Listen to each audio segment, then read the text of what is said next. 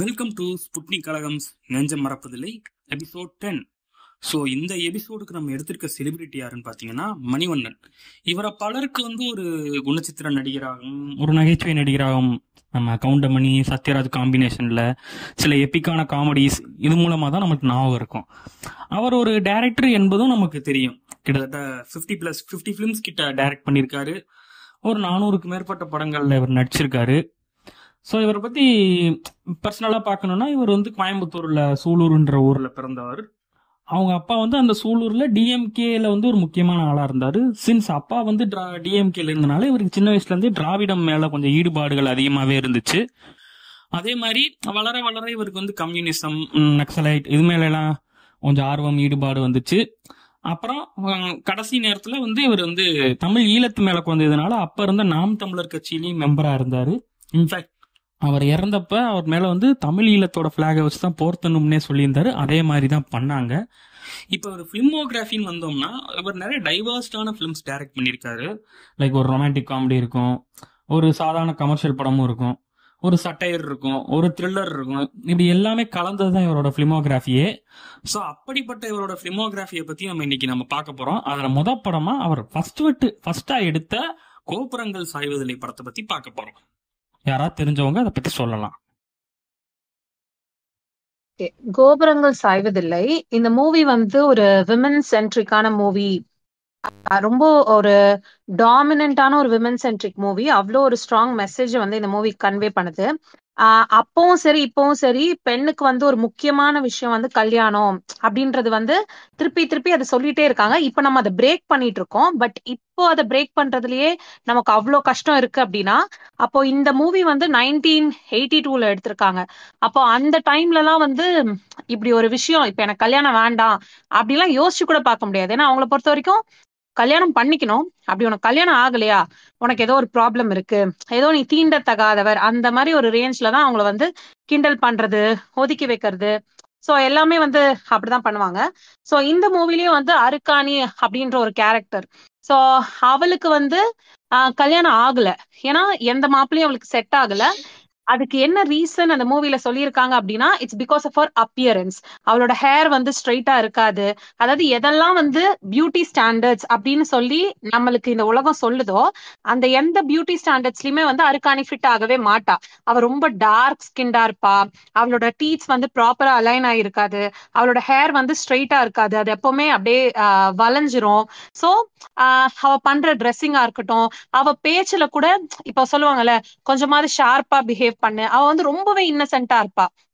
So அது அந்த standard, இப்ப சொசைட்டி சொல்ற ஸ்டாண்டர்ட் எதுலயுமே அவ செட் ஆகாததுனால அவளுக்கு கல்யாணமே ஆகாம இருக்கும். ஒரு கட்டத்துல அவளே அவங்க அப்பா கிட்ட சொல்லுவா, ஏன்னா இதுக்கப்புறம் எனக்கு மாப்பிள்ள பாக்காதீங்க, ஒவ்வொருத்தரா என்னை ரிஜெக்ட் பண்ணிட்டு போகும்போது எனக்கு ரொம்ப கஷ்டமா இருக்கு. பிகாஸ் இது நம்ம சொல்லும் போது மேபி ரிஜெக்ட் பண்ணிட்டு போறாங்க அப்படின்னு இருக்கும். பட் அதை கோ த்ரூ பண்ற அந்த பொண்ணுக்கு மட்டும்தான் அந்த பெயின் தெரியும். சோ ஒரு கட்டத்துல அவளுக்கு ஃபைனலா கல்யாணம் ஆகும்.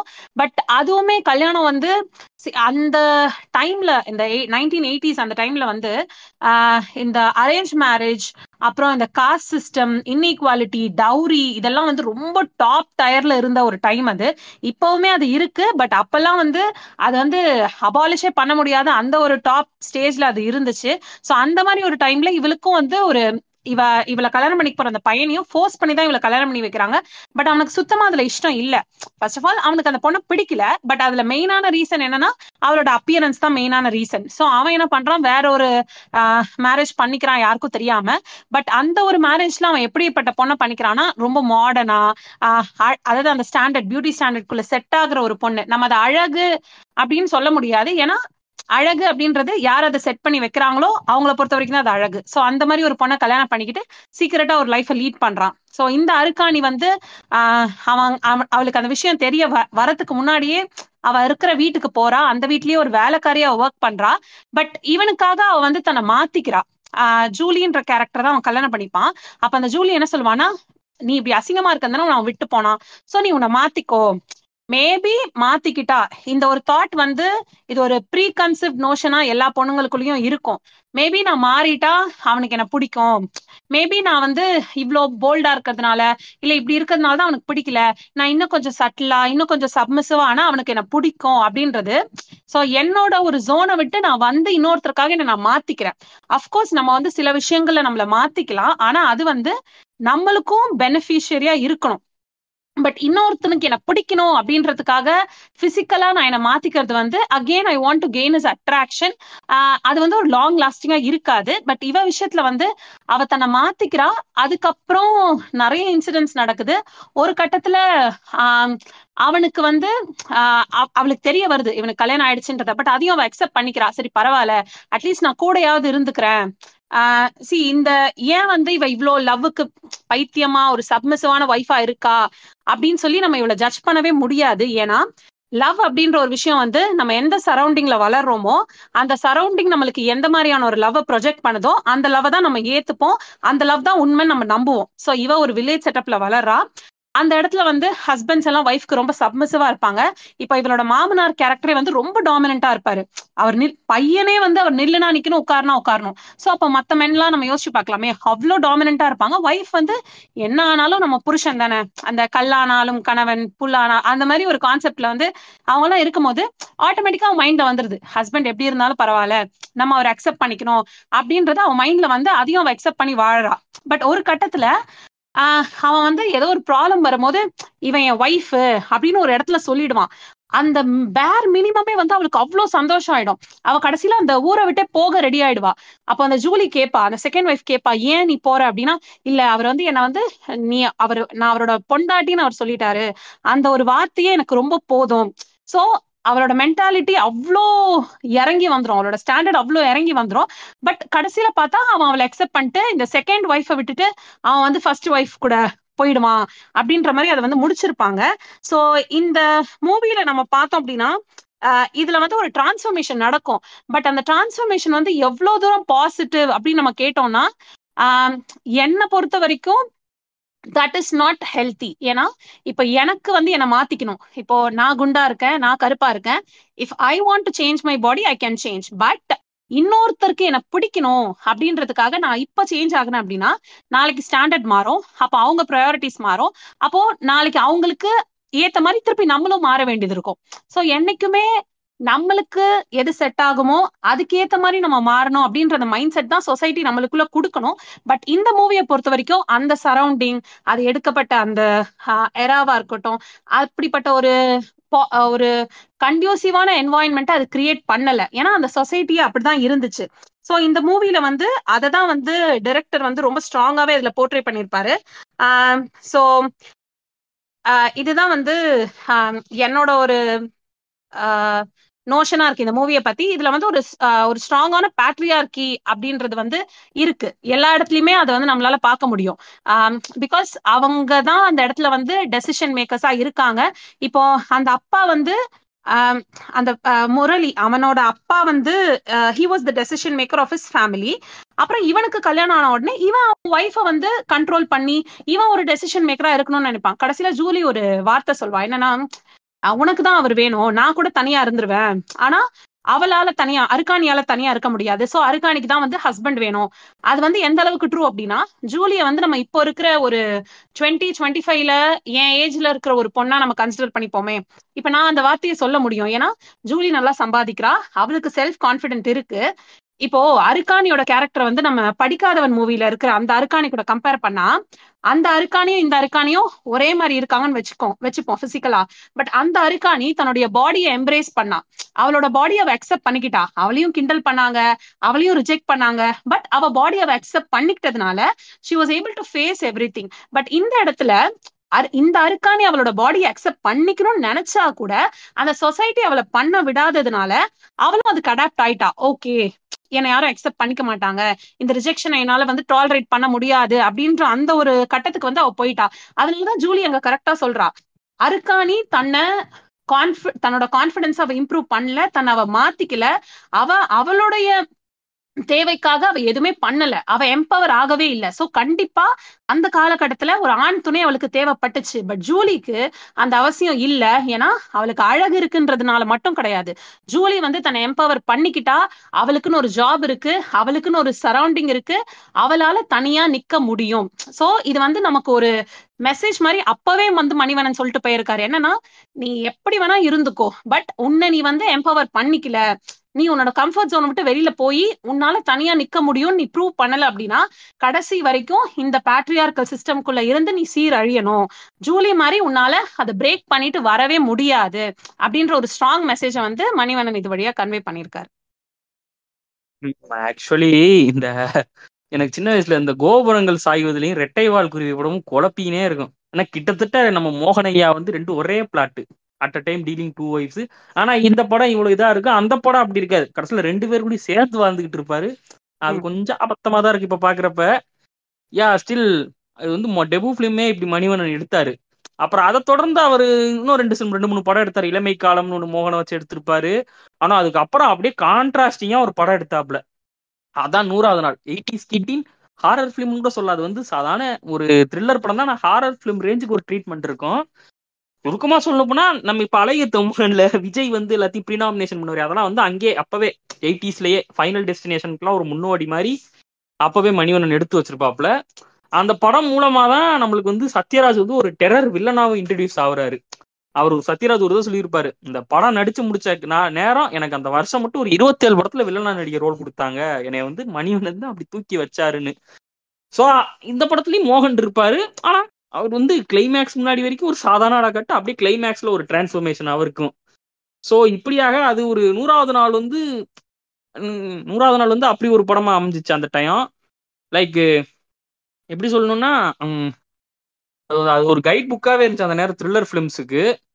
குறிப்பா நம்ம கேப்டன் வேற அதுல வந்து செகண்ட் ஹீரோவா இருப்பாரு. ஸோ அதுல வந்து அது அது மட்டும் இல்லாம அந்த படத்துல வந்து இந்த கொலை பண்ணி செவுத்துல பூசுற டெக்னாலஜியை வந்து பிற்காலத்தில் ஆட்டோ சங்கர் போன்ற கில்லர்ஸ் வந்து அடாப்ட் பண்ணிக்கிட்டதாகவும் சொல்லுவாங்க. ஸோ இப்படியாக அது ஒரு த்ரில்லர்ல ஒரு கல்ட் ஸ்டேட்டஸ் உள்ள படம்.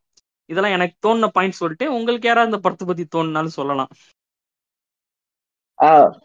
Okay okay. ஸோ வந்து 100வது நாள் வந்து நான் எப்ப பார்த்தேன்னா, எங்க வீட்டுல எப்பயுமே இந்த தமிழ் படத்து கிளாசிக்ஸ் எல்லாம் பாக்குறது பழக்கம். ஸோ அது KTVல ஒரு டைம்ல வந்து 100வது நாள் நைட் ஒரு 11 மணிக்கு படம் நினைக்கிறேன்.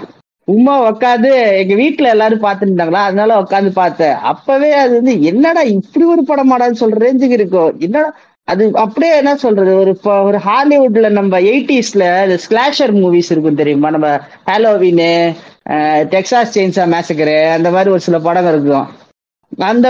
அந்த படம் மாதிரியே கிட்டத்தட்ட இருக்கும். அந்த படம் மாதிரியே கிட்டத்தட்ட அந்த ட்ரீட்மெண்ட் இருக்கும். ஒரு கொலை ஃபர்ஸ்ட் எடுத்த உடனே ஒரு கொலை நடக்கும்.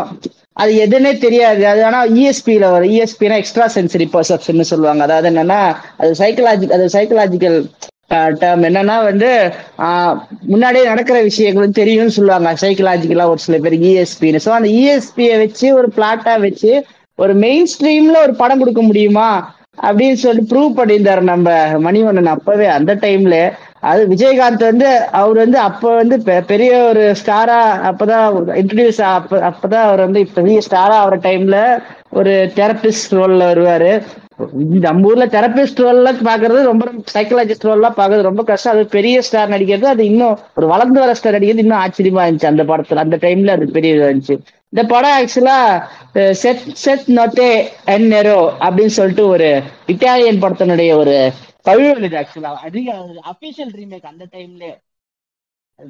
அது ஒரு அந்த காலத்திலே ஒரு பெரிய இந்த மாதிரி ஒரு கதையை எடுத்து இந்த மாதிரி ஒரு ரிஸ்கான கதை இது ஆக்சுவலா. ஏன்னா வந்து இதுல ஒன்னும் கமர்ஷியலா எந்த எலமெண்ட்டும் இருக்காது. ஆனா ஒரு த்ரில் இருந்துகிட்டே இருக்கும், பயம் இருந்துகிட்டே இருக்கும். அந்த டைம்ல சர்டிபிகேட் நினைக்கிறேன் இந்த படத்துக்கு, இஃப் ஐம் நாட் ராங். அது வேற அந்த பாடிஸ் எல்லாம் அது இதுல அந்த செங்கல்ல வச்சு அவர் வந்து அது அழுகின பாடிஸ்ல இருக்கிற பாக்குறப்ப அப்படியே நமக்கே ஒரு பயமா இருக்கு, என்னடா இதுன்னு. கோர் இருக்காது இப்ப இருக்கிற மாதிரி, but still it was pretty, என்ன சொல்றது, ரொம்ப பயத்தை உண்டாக்காது அந்த டைம்ல. ஸோ வந்து இந்த லெகசி வந்து ஆனா ரொம்ப பயங்கரமான லெகசி. ஸோ வந்து இந்த படம் வந்து ரொம்ப ஒரு என்ன சொல்றது ஒரு இம்பாக்ட்ஃபுல்லான படம். இன்னைக்கு வரைக்கும் எல்லா இதுலயும் ஒரு மாட சாப்பிட்றாண்டி மாதிரி இந்த படம் மாட சாப்பிட்றாண்டி ஆஃப் கில்லர்ஸ்ன்னு இருந்தா அது எப்பவுமே 100வது நாள் இன்ஃபுளுன்ஸ் இல்லாம இருக்காது இப்போ வரைக்கும். ஸோ வந்து undoubtedly it's one of the most riskiest attempts, riskiest experimental attempts from என்ன சொல்ற 80s தமிழ் சினிமா. ஆக்சுவலி ஆமா, 100வது நாள் வந்து இப்படி அந்த டயத்துலயே ஏ சர்டிஃபிகேட் தான் அவர் சொன்ன மாதிரியே படம். ஏ சர்டிஃபிகேட் 2 hours 10 minutes தான் டியூரேஷனு.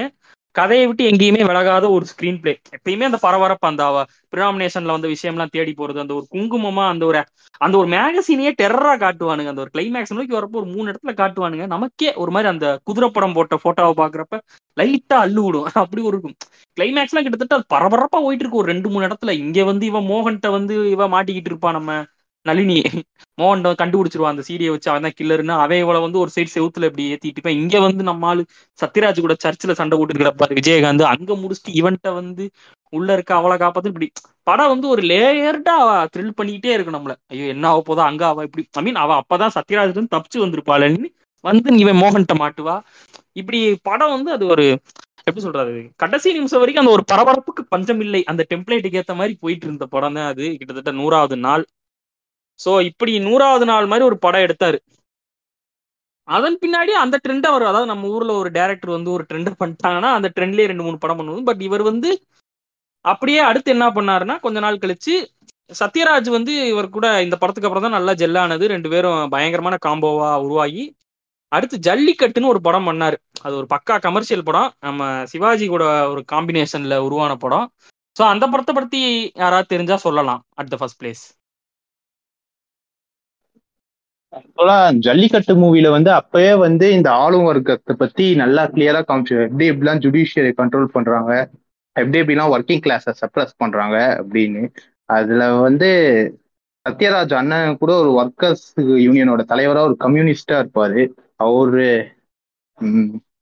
ஒர்க்கர்ஸ்க்காக போனஸ் கேட்க போய் அது சத்யராஜ் அது நேர் வழியில கேட்டு எதுவும் பலனடையாம சத்யராஜ் வந்து ஒரு இன்கம் டேக்ஸ் ஆஃபீஸரா போய் ரைட் பண்ணி அது மாதிரி நடிச்சு ரைட் பண்ணி ஒர்க்கர்ஸ்க்கு எல்லாம் போனஸ் மாதிரி வாங்கி தருவாரு. அதை தெரிஞ்சுக்கிட்ட அந்த கம்பெனியோட ஓனர்ஸ் வந்து அவங்க அண்ணனை கொண்டுட்டு அவங்க அண்ணனோட ஒய்ஃப் அண்ணியும் ரேப் பண்ணி கொள்ளுவாங்க, அவங்க பொண்ணையும் கொண்டுடுவாங்க. அதுல கூட அவங்க வீட்டுல கூட லெனின் ஸ்டாலினோட ரெஃபரன்ஸ் எல்லாம் இருக்கும் போட்டோவா. அந்த ரெஃபரன்ஸ் தான் பிடிச்சிருந்தது. அப்புறம் அவர் வந்து எப்படி சத்யராஜ் அவங்கள பழிவாங்க போய் எப்படி அது அவரு மேல ஒரு பொய் கேஸ் ஃப்ரேம் பண்ணி அது மூலியமா சிவாஜி அவரை கூப்பிட்டு அவரும் இவங்களால பாதிக்கப்பட்டிருப்பார். பிளாஷ்பேக்ல இவங்களோட எதிராக ஒரு ஜட்ஜ்மெண்ட் கொடுத்ததால அவங்க பேத்திய ரேப் பண்ணி கொலை பண்ணியிருப்பாங்க.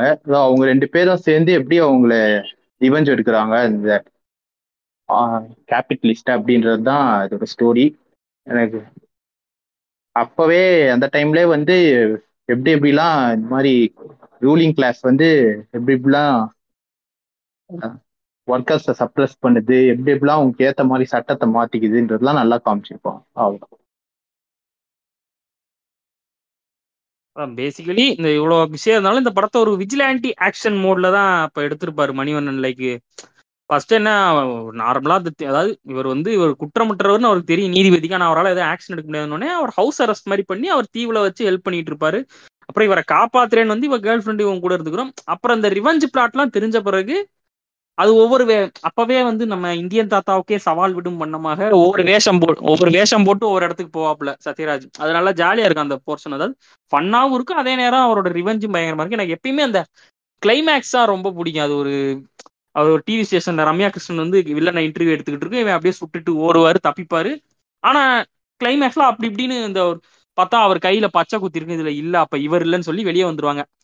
அப்பதைக்கு தப்பிச்சிடும். ஆனா கடைசியில அது வந்து நம்ம மத்த படங்கள் மாதிரி அப்படியே தப்பிச்சு வெளியே போறோம் இல்லாம திருப்பி அவங்களே முன்னாடி வந்து சரண்டர் ஆயிக்குவாங்க. பாருங்க நாங்க மறைச்சுக்கிட்டோம், மத்தபடி நாங்க தான் பண்ணோம், அது வந்து சும்மா அப்பதைக்கு தப்பிக்கிறதுக்கு பண்ணோம்னு சொல்லி அப்படி ஒரு நியாயமா சரண்டர் ஆகி முடிஞ்சிடும் அந்த படம். 2 பேருமே, நீ ஜட்ஜா இருக்கட்டும் சத்யராஜா இருக்கட்டும், நம்ம சிவாஜி கணேசன் 2 பேரும் கடைசியில சரண்டர் ஆயிருவாங்க. ஆனா மோஸ்ட்லி இந்த படம் நிறைய ரிப்பீட்டட் வாட்ச், நிறைய தடவை டிவியில அந்த 1:30 மணி ஸ்லாட்ல போட்டுருவேன். ராஜ் டிவியோ இல்ல கே டிவியோ கண்டிப்பா போட்டுருவேன்.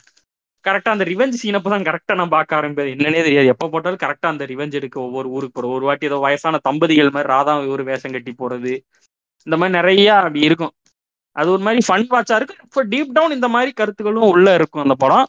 அது ஒரு பாசபிள் ஒரு கமர்ஷியல் படமா அப்ப நல்லா ஒர்க் ஆயிருந்துச்சு. இப்பயுமே பார்த்தா நல்லா ஒர்க் ஆகும். டிவியில பார்த்தா ரிப்பீட் வேல்யூ உள்ள படம் தான். அந்த காம்போ நல்லா கெமிஸ்ட்ரி நல்லா இருக்கும் சிவாஜி கணேசனுக்கும் நம்ம சத்யராஜுக்கும்.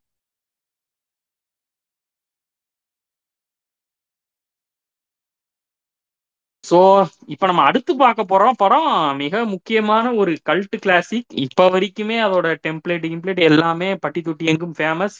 பல இடத்துல பல டைலாக் வந்து இப்போ வரைக்குமே நம்ம ரீகால் பண்ற மாதிரி யூஸ் பண்ணக்கூடிய ஒரு படம். அப்படியாப்பட்ட படம் தான் நம்ம அமைதிப்படை. அதாவது சத்யராஜ் மணிவண்ணன் காம்போல ஒரு எப்படி இறங்கி செய்தல் என்பது யாதெனில் அப்படின்ற மாதிரி இருக்கும் இந்த படம். ஸோ அப்படிப்பட்ட பேங்கரான படத்தை பத்தி இப்ப யார் சொல்ல போறா? நான் வந்து ஒரே ஒரு விஷயம் மட்டும் அந்த மூவி பத்தி சொல்றேன். அது ரொம்ப இயர்ஸ்க்கு முன்னாடி நான் பார்த்தது. பட் அந்த மூவியை நான் சின்ன வயசுல பார்த்தேன். அது பார்க்கும்போது தான், ஓ பாலிடிக்ஸ்னா இப்படி இருக்குமா, இப்படி எல்லாம் பண்ணுவாங்களா அப்படின்ற மாதிரி. அதுல வந்து சத்யராஜோட கேரக்டர் வந்து ஆஹ் அப்படியே கொஞ்சம் கொஞ்சமா இவால்வ் ஆவாங்கல்ல. ஒரு நார்மல் பர்சன்ல இருந்து அப்படியே இவால்வ் ஆகி அவருக்கு வர கிரீடா இருக்கட்டும், அந்த ஒரு பொலிட்டீஷியன்னா இப்படி பண்றாங்க அப்படின்னு அந்த சொசைட்டி பாலிடிக்ஸ் அப்படியே ரெப்ரசென்ட் பண்ணுவாங்க. அவங்களோட இன்னொரு சைடு, இப்போ மக்கள் வந்து வேற ஒரு சைடை நம்பிட்டு இருப்பாங்க, பட் அவங்களோட வேற ஒரு சைடு வந்து இருக்கு அப்படின்றத நான் ஃபர்ஸ்ட் தெரிஞ்சுக்கிட்டது வந்து இந்த மூவில தான் நான் நினைக்கிறேன். ஏன்னா நான் இப்போ கூட இன்னைக்கு கூட அதுல கொஞ்சம் பார்த்துட்டு இருந்தேன். அப்ப நான் ரீகலெக்ட் பண்ணேன், லைக் ஓகே இதெல்லாம் வந்து நம்ம அன்னைக்கு யோசிச்சோம்ல, ஓ பாலிடிக்ஸ்னா இப்படிலாம் இருக்குமா, இவ்வளவு மோசமா இருக்குமா. சோ எனக்கு வந்து அந்த அவேர்னஸ் கொடுத்தது அந்த மூவி தான். ஆக்சுவலி இந்த படம் ஃபுல் ஆஃப் மெமரிஸ் தான். குறிப்பா அந்த ஃபர்ஸ்ட் நான் அதாவது அந்த அல்வா கொடுக்கறது கதையெல்லாம் இந்த படத்துல இருந்து தான் ஆரம்பிச்சது. என் கேரக்டரே புரிஞ்சுக்க மாட்டேங்கிறீங்களேப்பா. அப்புறம் அந்த ஃபர்ஸ்ட் சீன்ல மணிவண்ணன்ட்டு வந்து அப்படியே ஒரு பிச்சைக்கார மாதிரி வந்து நின்றுக்கிட்டு, ஐயா நாய்க்கு எனக்கு சண்டை, நாயை கொண்டு விட்டேன் அப்படின்லாம் சொல்றது. அப்புறம் அந்த குறிப்பா அந்த ஓட்டுன்ற சீன் வந்து உண்மையிலே அது ஒரு எபிக்கான சீன். அது அப்படியே ஃபர்ஸ்ட் நார்மலா வெளியே நின்றுட்டு இருப்பேன், அடுத்து இத்தனை வாக்குகள் முன்னிலை அப்படின்னு அப்படி கொஞ்சம் உள்ள வந்து உட்காடுறது, அப்புறம் இத்தனை வாக்குகள் அப்படியே லைட்டா சீட்டோட எட்ஜில் உட்காருவேன், அப்படியே ஏற ஏற ஏற இவன் பின்னாடி வந்து கடைசியில மணிமன்னன் கூட இருக்க அந்த பொண்ணு மேலே கைப்பட்டு என்ன மணியை கைப்படுது கால்படுதுன்னா போயா அப்படியே மரியாதை கொஞ்சம் கொஞ்சமா குறைஞ்சு அப்படியே அதுவும் இந்த சோழர் பரம்பரைன்னு பொய்யெல்லாம் சொல்லி நின்று அப்படி ஒரு மாதிரி அது ஒரு ஹைராக்கி பில்ட் ஆகி போறது. அப்புறம் ஒரு அவுட்லைனா பார்த்தோம்னா அது ரெகுலரான ரிவெஞ்ச் கதை. அப்ப தப்பான அப்பனா பையன் எதிர்க்கிற கதை, அதே சத்யராஜ் வந்து எதிர்க்கிற கதை. ஆனா அந்த கேரக்டர் டிசைன் தான் லைக் நம்ம அதாவது அரசியல்வாதி தான், அவன் பண்றது தப்புன்னு அவனே சொல்லி கலாச்சிட்டு அந்த தப்பை பண்ணிக்கிட்டு இருப்பான். அது குறிப்பா அந்த இன்னொரு சீன் இருக்கு, அந்த ஒரு ஜோசியக்காரத்தை வந்து அவன் வந்து ஜோசியக்காரன் வந்து நான் இத்தனை வயசு வரைக்கும் அவன் ஜாதகத்தை பத்தி ஏதோ தப்பா சொல்லுவேன். உடனே நீங்க எத்தனை வயசு வரைக்கும் வாழ்வேல், நான் 95 வயசு வரைக்கும் வாழ்வேன்னு ஜாதகம் சொல்லிட்டு பட்டுன்னு சுட்டு கொண்டுருவேன். அப்படி அந்த மாதிரி மிட் பிரேக்கிங் சீன்ஸும் பக்காவா இருக்கும்.